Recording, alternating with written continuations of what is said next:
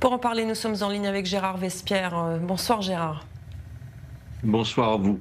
Merci d'accepter de répondre à nos questions sur i24 News. Les frappes américaines, est-ce qu'elles sont efficaces? On a vu que les diverses frappes israéliennes ont causé certes des dégâts, mais n'avaient pas dissuadé les Houthis de sortir de leurs activités terroristes. Efficaces, disons qu'en tout cas, elles doivent toucher les sites et les cibles qui sont définis par donc les repérages satellitaires, drones et autres. Mais le plus important dans ces opérations, c'est deux orientations, deux regards qu'il faut porter.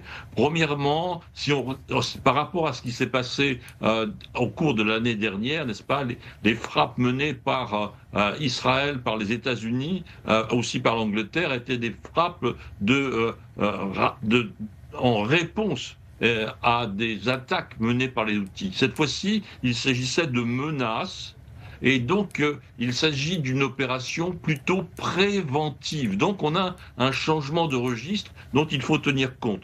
Deuxièmement, effectivement, l'importance des cibles civiles, des cibles politiques sur les leaders, aussi bien donc dans la ville, la capitale de Sanaa, que dans la ville, dans les montagnes du nord, à Saada, qui est le berceau du mouvement Houthi, de la famille Houthi. Donc il y a une signification politique et une signification donc de changement de cible. On s'attaque maintenant aussi aux leaders et non pas seulement aux installations militaires.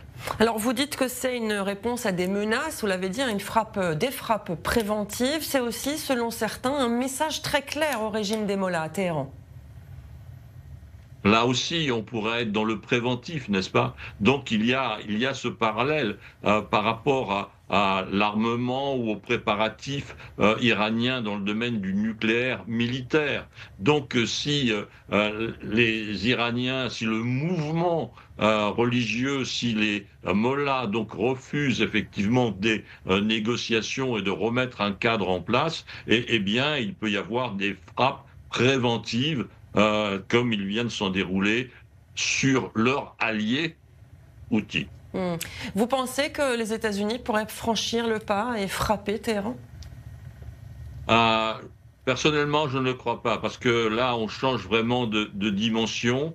Deuxièmement, frapper du nucléaire, quelles peuvent être les conséquences, n'est-ce pas, au point de vue de l'atmosphère, diffusion donc d'éléments toxiques, atomiques, nucléaires dans l'atmosphère, ce n'est pas très enviable comme situation. Donc il y a eu dans l'histoire de cette, je dirais, négociation avec Israël et donc les États-Unis vis-à-vis de l'Iran, beaucoup d'opérations couvertes, n'est-ce pas, covert operations, donc secrètes. Et je pense qu'il y a là plutôt un regard à tourner vers ce qui pourrait être fait dans des cyberattaques telles qu'il y en a eu sur les centrales comme Natanz, par exemple, à la fin des années 2000. Merci beaucoup Gérard Vespierre, c'est toujours un plaisir de vous avoir sur cette antenne. Merci beaucoup.